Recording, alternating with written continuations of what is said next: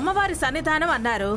ఆవిడ స్పష్టంగా మహిమ చూపించింది నీకు కోడలుగా ఆ ఇంట్లో ప్రవేశించే అర్హత లేదు అని. ఇంకా ఎందుకే నువ్వు పేట్రేగి దీన్ని అనటం, నేనేమో అరవటం? అరే, నీ దారి నువ్వు పోవచ్చు కదా. ఒక్క నిమిషం దుర్గమ్మ, ఇప్పుడేమన్నా అమ్మవారు నేను కోడలిగా ఆ గడప దాటొద్దు అంది అని అన్నావు, అంతేనా? అవును అన్నాను. అది అసలు పాయింట్. ఇక్కడుంది అసలైన మెలిక, చిలక పెట్టిన తిరకాసు. ఏమిటే మెలిక తిరకాసు అని తికమక మాటలు మొదలు పెట్టావు? ఓసే తిక్కల మొద్దు, నువ్వు కాస్త ఆగవే. అది ఆగుతుంది కానీ తిరకాసేంటి? తిరకాసు ముందే చెప్పు. అది చెప్పడానికేగా. ఇదిగో లక్ష్మి, సత్యవతి, మీరు కూడా వినండి. ఇదిగో సీనియరు. తమ్ముడు తనవాడైతే ధర్మం తప్పొద్దు అంటారు. అందరికన్నా పెద్దదానివి కాబట్టి అధర్మం లేకుండా న్యాయమైన తీర్పు చెప్పు. ఆదిత్య, మామయ్య, మీరు వినండి. ఇదిగో దాక్షాయణి ఆంటీ, మీరు కూడా వినండి. ఈ కేసులో మీరందరూ ప్రధాన సాక్షులు. అబ్బబ్బబ్బబ్బా, సాగదీయకుండా సూటిగా చెప్పవే. మెలికలు అందుగా ఆలోచిస్తుంది. ఇదిగో అసత్యం, నువ్వు సైలెంట్ గా ఉండు. నా పెళ్లిలో నాకు తల్లిదండ్రుల స్థానంలో నిలబడి కన్యాదానం చేసింది ఎవరు? దుర్గా. నేను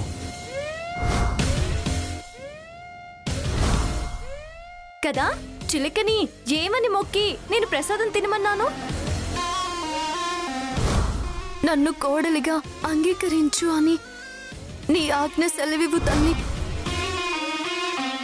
ఆ ఇంటి కోడలిగా గుమ్మం దాటి వెళ్ళనిచ్చేలా మా అమ్మను ఒప్పించాలని. అది మనం స్వార్థాలతో మాట తప్పొచ్చు గాని ఆ అమ్మవారు ఎలా మనలా ఆలోచిస్తుంది? కూతురిగా ఉండాల్సిన ఆ ఇంటికి కోడలిగా గడపెలా దాటనిస్తుంది? ఏంటే, చిలక తిరగపోవడానికి నీకు అనుకూలంగా మార్చుకుంటున్నావా? చా, అనుకూలం ప్రతికూలం కాదు దుర్గమ్మ. అమ్మవారి పాయింట్ ఆఫ్ వ్యూలో ఇది నిజం. నువ్వే అన్నావు కదా దుర్గమ్మ, కన్యాదానం చేసిన మా ఇంట్లోకి గృహప్రవేశం ఎలా అవుతావు అని.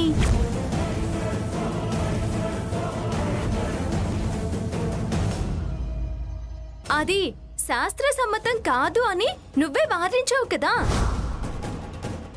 పైగా నువ్వే నేను అమ్మవారి అంశ అంటావు. ఆ అంశమైన నువ్వే కాదన్న దాన్ని ఆ అమ్మవారు ఎలా అవునంటుంది దుర్గమ్మ?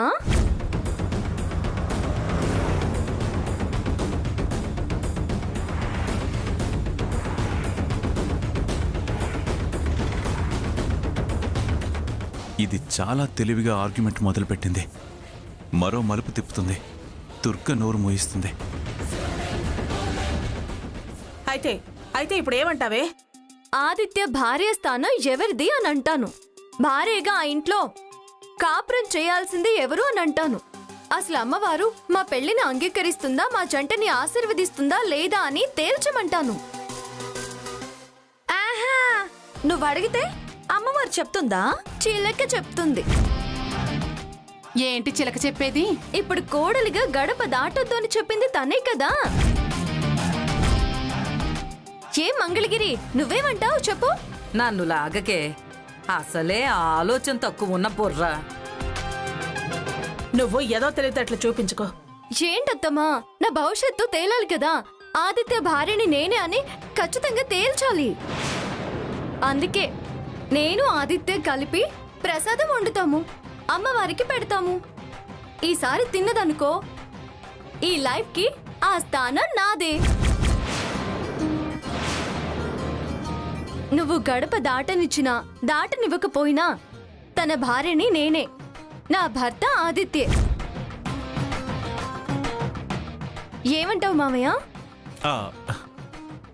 ఏమంటావు ఆదిత్య? నీ ఆర్గ్యుమెంట్ 100% కరెక్ట్. నేను కూడా ఒప్పుకుంటున్నాను. నేను ఒప్పుకోను.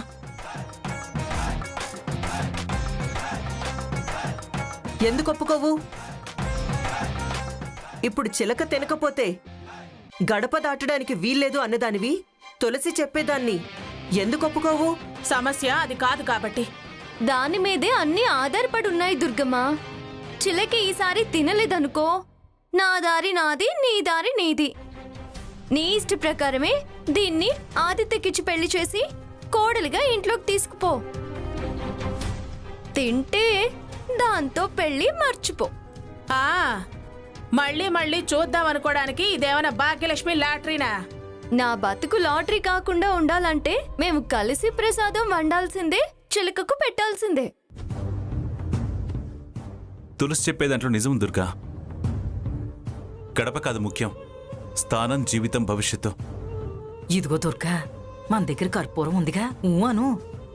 మళ్ళీ ఇందాకట్లాగా చేద్దాం. వీళ్ళ నోళ్లు పర్మనెంట్గా మూయించేద్దాం. దీంతో చెల్లు అనిపించుకుంటే నా మనవరాలు నీకు కోడలవుతుంది. అంతేనంటావా పిన్ని? కాదంటే భయపడినట్టు అవుతుంది. ఇటు సమాధానం చెప్పకుండా అటు గుసగుసలేంటి? గుసగుసలు లేవు. మళ్ళీ మళ్ళీ మడత పేచలు పెడితే మాత్రం నేను ఒప్పుకోను. చీపురు తిరగేస్తాను. అలాగే ఆదిత్య, పద. ట్రాప్లో పడ్డావు దుర్గమ్మ. ఇప్పుడు తేలుతుంది ఎవరేంటో.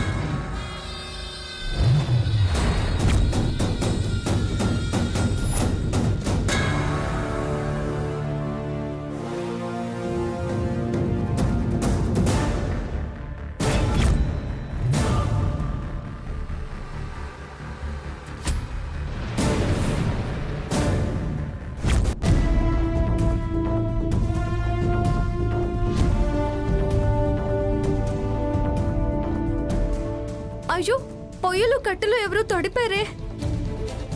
ఎవరో కావాలనే తడిపేసినట్టున్నారు.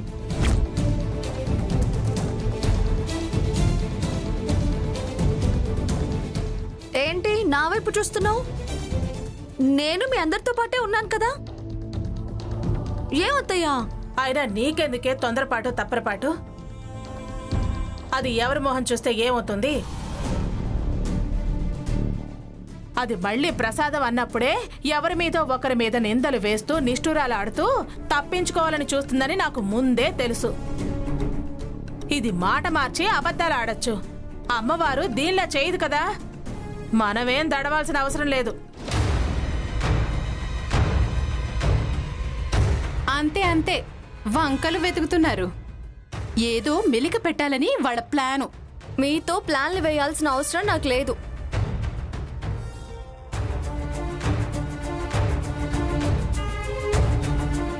తులసి, వాళ్ళతో నీకెందుకమ్మా? నీ పన్ను కానివ్వు. ఆదిత్య, రా కూర్చో.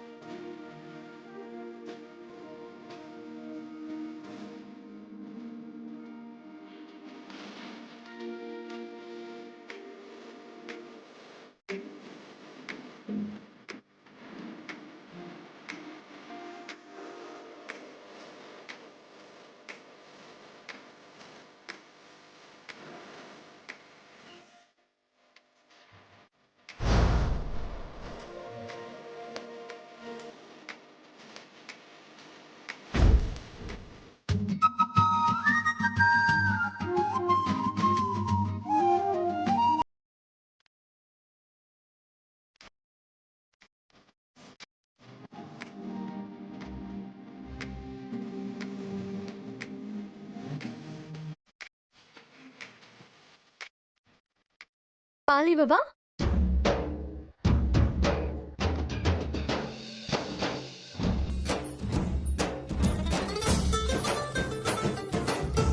బెల్లం ఇవ్వవా?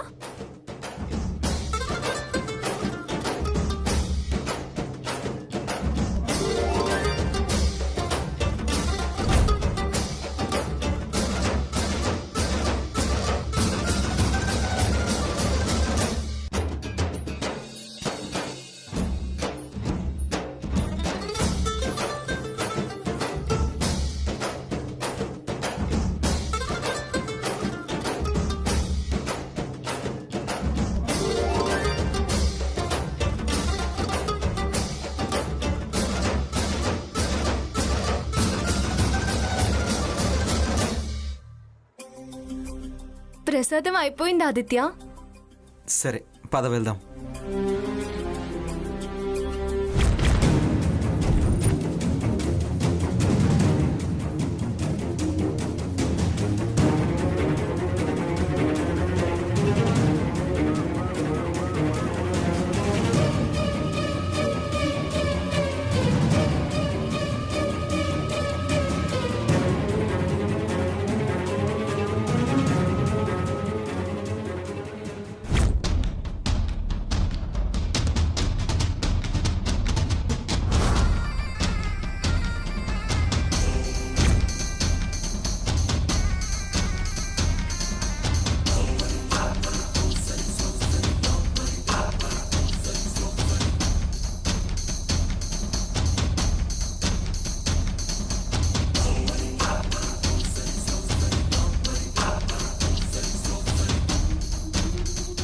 పదండి పదండి పదండి.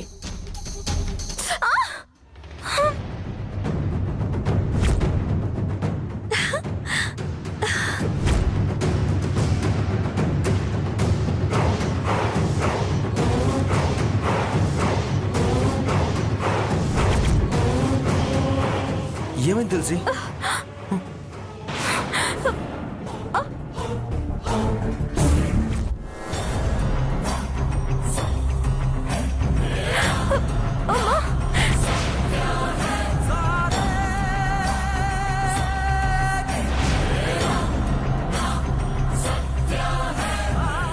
అయినా ఇక్కడ ముళ్ళు ఉండమేంటి?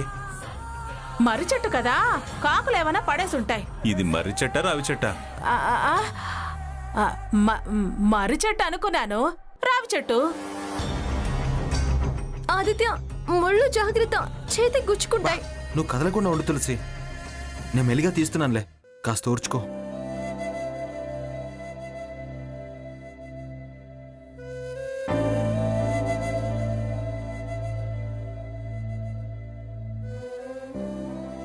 కర్పూరం కలిపేశాను కదా, ఇంకెక్కడ చిలక తింటుంది. ఓకే తులసి, ముళ్ళు తీసేసా. పద. పదండి.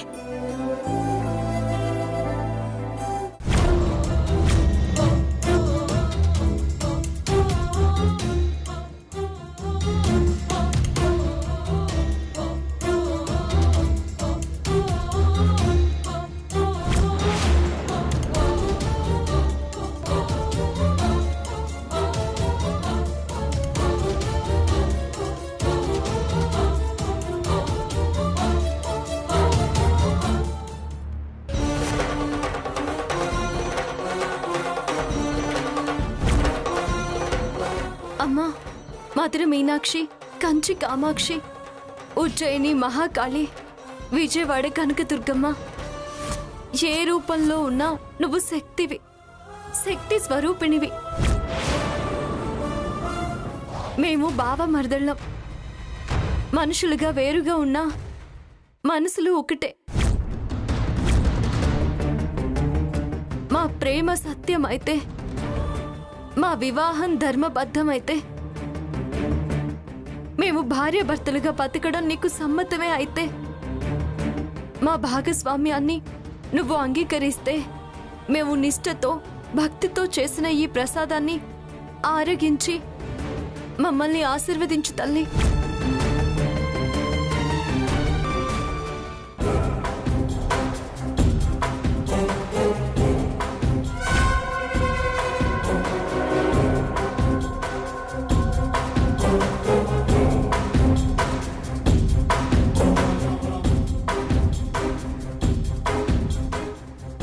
ఆదిత్య, నువ్వు అమ్మవారి ఆశీస్సులు కోరుకో.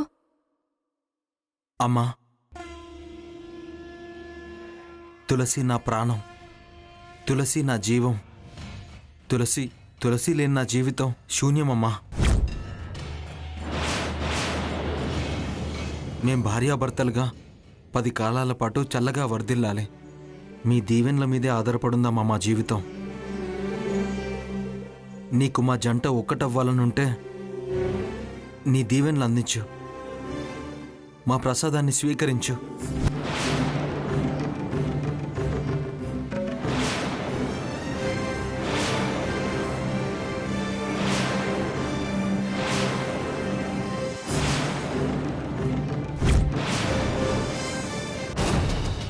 చిలక వాలుతుంది కానీ అది ముట్టదు. అదే లెక్క. అక్కడ వరకు రావటం ఓకే. ఆ తర్వాతే ముక్కుకి వాసన తగిలేది, రెక్కలాడించుకుంటూ ఎగిరిపోయేది.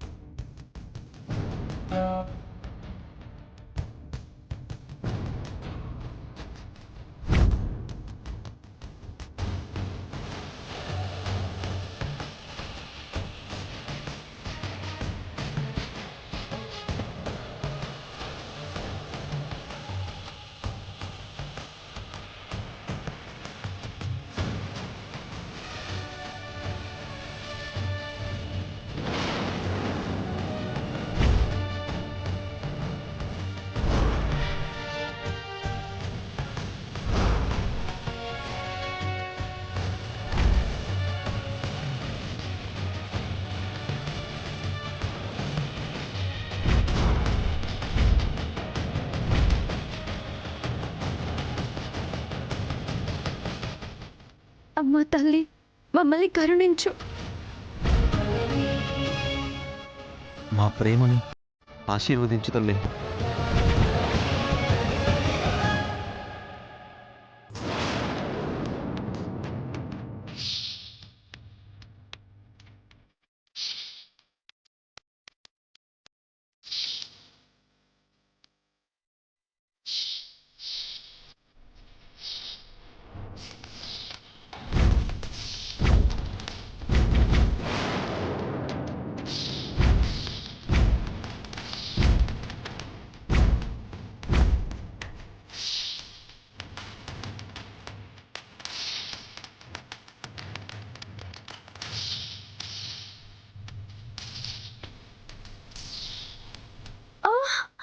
ఏంటిది?